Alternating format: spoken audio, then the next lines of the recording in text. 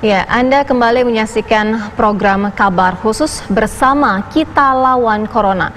Saat ini di studio sudah bersama kami salah satu dokter yang akan menjelaskan kepada kami bagaimana sebenarnya kita harus menjaga kondisi kesehatan, kemudian juga kebersihan. Ada Dr. Sheila Salsabila. Selamat sore, Dok. Selamat sore, Mbak. Semoga sehat ya kita. Semoga kita sehat semua. Amin. Diberikan kesehatan, insya Allah. Ya. Nah, yang paling penting adalah ketika semua sudah merasa bahwa memang pasti akan ada khawatir. Betul. Tapi bagaimana menekan kekhawatiran, Jangan panik kemudian, menjaga imunitas seperti itu dalam keadaan yang nggak stres gitu. Betul. Gimana tuh tipsnya? Sebenarnya memang masyarakat ini harus waspada, tapi memang tidak boleh panik. Sekarang nih kalau misalnya kita dari tim medis memang turut prihatin, apalagi angkanya terus bertambah tadi 450 ya, yang berarti kan kurvanya terus naik-naik dan kita menunggu kapan nih dia stop di situ dan kapan turun, karena yang kita khawatirkan adalah jumlahnya terus bertambah dan sampai tenaga medisnya habis, dan nanti takutnya tuh pasiennya siapa lagi yang mau merawat pasien kalau misalnya tenaga medisnya juga kena gitu. Oleh karena itu kita himbauan untuk stay di rumah, belajar di rumah, terus juga bekerja di rumah itu sangat kita tekankan sekarang ini, dan juga jaga kebersihan untuk yang masih harus beraktivitas di rumah. Tentunya dengan cuci tangan, jaga jarak dengan orang lain, social distancing, dan juga menggunakan masker bila sakit. Walaupun sekarang ini masker banyak digunakan walaupun mereka nggak sakit gitu. Iya, karena sudah sangat khawatir, Dok. Apalagi kan dikatakan bahwa bisa menularkan, makanya jangan sampai pinjam-pinjaman peralatan makan seperti itu. Jadi akhirnya orang yang tidak sakit pun merasa lebih nyaman dengan menggunakan masker. Itu sebenarnya gimana sih, Dok? Nah, itu dia, ini yang menyebabkan krisis. Jadi jumlah masker memang sudah habis sekarang. Makanya untung tadi saya dengar juga beritanya bahwa ada 2 juta, ya, 12 juta masker ya besok akan dihadirkan. Tapi sebenarnya urgent tidak ketika seseorang yang memang merasa berada di kerumunan publik, paling tidak walaupun memang saat ini tidak ada keramaian yang sangat berarti ya, karena diimbau untuk tidak berada dalam satu ruangan secara ramai-ramai. Tapi akhirnya kita mau tidak mau menggunakan masker itu harus. Sebetulnya kita harus lebih tahu tujuan kita menggunakan masker itu apa. Jika kita memang kontak langsung dengan seseorang yang misalnya baru pulang dari luar negeri, negara-negara yang tinggi virus coronanya, kita memang lebih baik kita menggunakan masker, karena sekarang ini seperti yang kita tahu virus corona itu mungkin mereka memang masih tidak menimbulkan gejala apapun, tapi ternyata sudah positif corona dan mampu untuk menularkan ke kita. Makanya itu kita juga tidak bisa menyalahkan masyarakat 100% kenapa yang sehat ini menggunakan masker, karena memang tingkat kekhawatirannya cukup tinggi, dan lebih baik mereka yang khawatir dan waspada dibandingkan mereka yang memang apatis dan sama sekali tidak peduli dengan keadaan dan menganggap remeh virus corona ini sendiri. Tapi satu lagi yang saya tekankan, ini jangan sampai peralatan-peralatan medis yang lebih dibutuhkan sama dokter, contohnya, dan tenaga medis lain ya, tentunya sarung tangan. Karena sekarang ini saya lihat banyak sekali yang menggunakan sarung tangan untuk bekerja atau untuk aktivitas keluar rumah. Sedangkan kita sudah beritahu bahwa lebih baik cuci tangan dengan air mengalir dan juga menggunakan sabun. Dan hand sanitizer walaupun mungkin sulit untuk dicari sekarang, sudah pernah diedukasi juga dan sudah banyak tutorialnya gimana caranya untuk membuat hand sanitizer sendiri di rumah. Jadi saya rasa tidak ada kesulitan untuk cuci tangan menggunakan air mengalir, sabun ataupun hand sanitizer, dan tidak perlu menggunakan sarung tangan jika mau keluar rumah, karena ini akan membuat harga sarung tangan dan juga jumlah sarung tangan ini semakin menipis, sehingga tenaga medis yang memang membutuhkan semakin sulit untuk mendapatkan. Jadi kita harus lebih wise dalam pemilihan apa sih sebenarnya yang kita butuhkan gitu. Baik, dokter, nanti kita akan bahas kembali apa saja sebenarnya asupan-asupan yang harusnya dikonsumsi oleh masyarakat. Nah, satu sisi kalau misalnya sudah tahu nih asupannya apa, tetapi ternyata banyak juga supermarket yang sudah minim stoknya. Nanti kita akan bahas kembali usai jeda berikut. Kabar Khusus akan segera kembali. Kita lanjutkan dialog dengan Dr. Sheila. Dokter, sejauh ini tips ketika berada di rumah tetap kita harus aware dengan diri sendiri, menjaga kebersihan. Sebenarnya apa yang harus kita lakukan ketika berada di rumah? Sebenarnya saat kita berada di rumah, kita ini harus waspada dengan apa yang kita konsumsi. Jadi banyak yang di rumah ini malah menganggap, oh ini waktunya saya untuk istirahat, liburan, saya bisa ngapain sesuka-suka saya, yang penting saya jauh-jauh dari orang di luar gitu. Dan mereka misalnya konsumsinya makan makanan yang tidak sehat, terus malahan nonton TV aja, dan tidak melakukan hal-hal positif. Sebenarnya kita berharap masyarakat ini lebih cerdas, walaupun mereka tinggal di rumah, tapi mereka juga bisa mengkonsumsi makanan yang memang gizi seimbang, tinggi akan antioksidan dan vitamin C dari buah-buahan dan juga sayur-sayuran. Kalau bisa 5 macam buah dengan setiap buah yang warnanya beda-beda. Karena setiap warna dari buah yang berbeda-beda, ini kandungan gizi, kandungan vitaminnya berbeda-beda, kandungan antioksidannya akan sangat tinggi dan dibutuhkan oleh kekebalan tubuh kita. Selain itu Contohnya juga, gimana, Dok? contohnya nih, misalnya makan apel, itu apelnya apel merah, terus tambah lagi blueberry, tambah lagi pisang, tambah lagi yang warnanya beda, stroberi, terus tambah lagi melon yang warnanya hijau. Jadi kita dapat warna yang beda-beda. Nah, di setiap warna yang berbeda-beda ini dapat kandungan gizi, kandungan nutrien dan mikronutrien yang memang dibutuhkan sama tubuh kita, dan antioksidannya akan sangat tinggi dan bisa melawan selain radikal-radikal bebas dan juga virus tentunya. Dan kita kan juga nggak tahu misalnya kita tinggal dengan siapa, tapi orang yang tinggal bersama kita ini masih ada aktivitas atau pekerjaan yang memang belum bisa untuk ditinggalkan. Jadi selama yang bisa di rumah, mereka juga harus tetap waspada dengan kesehatan mereka. Selain itu mereka juga harus berolahraga, jangan sampai misalnya tidur mereka aja, cuma makan tidur makan gitu, tidur, itu bahaya makan ya. tidur, bahaya.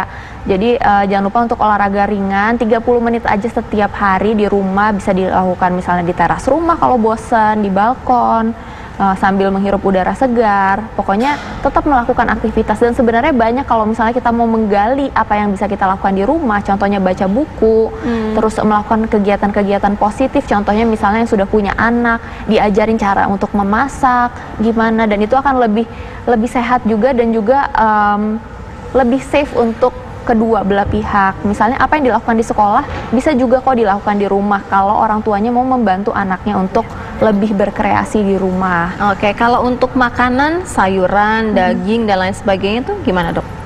Jadi kita tetap menerapkan, kalau sekarang makan yang 4 sehat 5 sempurna itu kan sudah tidak berlaku ya. Jadi kita sudah mengganti dengan terminologi gizi seimbang. Gizi seimbang itu mencakup minum air minimal 2 liter sehari, dan sekarang ini kita lebih menyarankan untuk konsumsi air hangat. Karena seperti yang kita tahu, virus itu masuk dari saluran tenggorokan kita. Jadi apa yang kita masuk melalui mulut atau oral itu akan sangat berpengaruh. Jadi lebih baik kita konsumsi air hangat, kalau bisa minimal 8 gelas setiap hari air hangat. Lalu selain itu buah-buahan, sayur-sayuran kalau bisa diperbanyak lagi. Lalu variasinya juga diperbanyak. Jadi jangan hanya satu buah aja tapi banyak, itu juga nggak berpengaruh. Kita lebih ke variasinya. Lalu selain itu karbohidrat juga tetap perlu, jangan sampai misalnya nggak mau gemuk tapi jadi nggak makan nasi. Kan kita tetap bisa konsumsi misalnya nasi merah atau nasi hitam untuk mereka yang sudah menderita penyakit-penyakit bawaan lain seperti hipertensi, diabetes, penyakit jantung. Ini himbauan juga untuk masyarakat yang sudah mempunyai penyakit penyerta lainnya, jangan berhenti minum obat walaupun tidak bisa ke dokter, karena sekarang kan dokter memang sudah membatasi jumlah pasien yang bisa berobat di luar.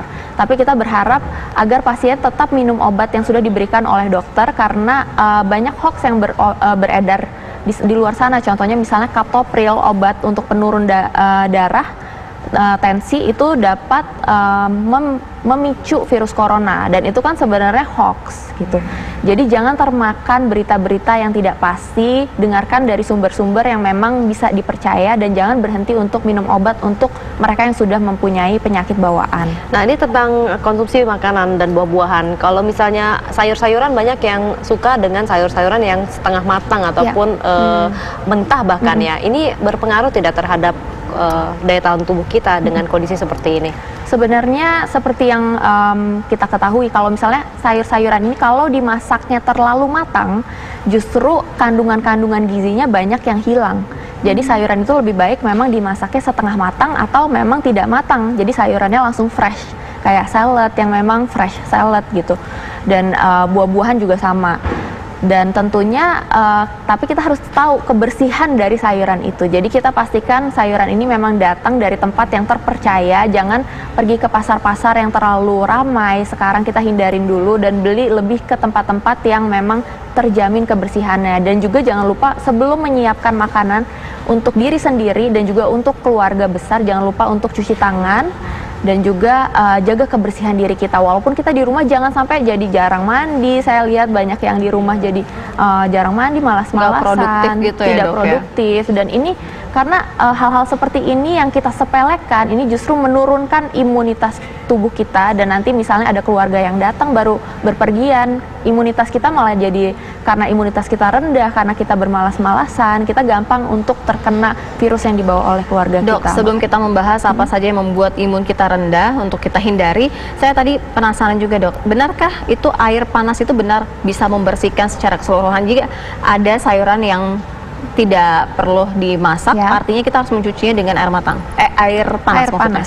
Air panas. Jadi kalau misalnya spesifik untuk virus corona sendiri, virus corona ini katanya bisa mati kalau misalnya dipaparkan dengan suhu 50 derajat. Tapi kan kita nggak mungkin bisa mengukur suhu 50 derajat. Betul. Jadi lebih ke kewaspadaan diri kita akan kebersihan tangan kita aja.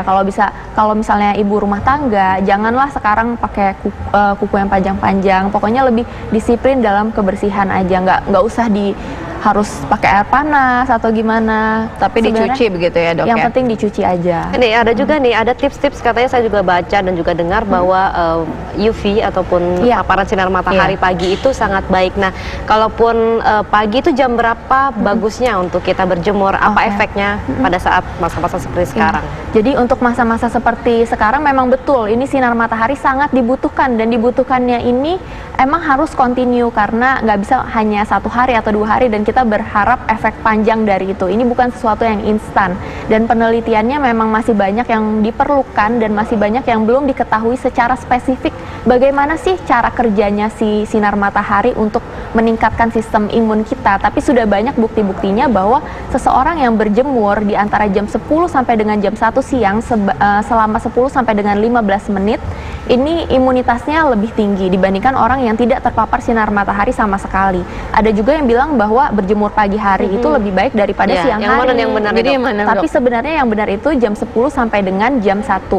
Karena ini paling pas, dan juga jangan lebih dari 15 menit karena kalau lebih dari 15 menit tentunya akan ada faktor resiko terpapar lebih banyak UVA dan UVB yang akan menjadi lebih cepat untuk penuaan, contohnya untuk yang usia masih muda dan juga untuk yang sudah lebih berusia dan juga yang kulitnya putih, ini lebih beresiko untuk terkena kanker kulit. Jadi harus hati-hati, lebih wise dan lebih waspada. Jadi pakai alarm aja 10 sampai dengan 15 menit, jam 10 sampai dengan jam 1. Oke, 10 sampai 15 menit di antara jam 10 hingga jam 1. Iya. Soalnya tadi pagi saya ngeliat nih tetangga saya, bahkan saya juga ngikut-ngikut juga Berjemur untuk ya? berjemur. Katanya kan bagus tuh untuk Iya, betul. kesehatan. Iya. Untuk imunnya. Dok, kalau kita berbicara salah satunya ini kan masyarakat kita saat ini panik, Iya. panik buying, berbelanja secara berlebihan dan lain sebagainya. Nah, panik ini bisa menuruni imun tubuh. Sangat berpengaruh dengan imunitas tubuh. Jadi ini yang masyarakat harus ketahui bahwa kita harus waspada tapi tidak boleh panik. Jangan juga apatis. Jadi memang yang di tengah-tengah adalah waspada. Panik itu kan berarti stresnya berlebihan. Tinggi ya? Dan seperti yang kita ketahui kalau misalnya stres yang berlebihan itu bisa meningkatkan hormon kortisol, yaitu hormon kortisol ini berarti dapat menurunkan imunitas tubuh kita gitu. Jadi kalau misalnya hormon kortisol kita tinggi, imunitas tubuh kita akan jadi melemah dan juga akan muncul gejala psikosomatis. Dan gejala psikosomatis ini gejala-gejala yang sebenarnya tidak ada tapi disebabkan oleh pikiran.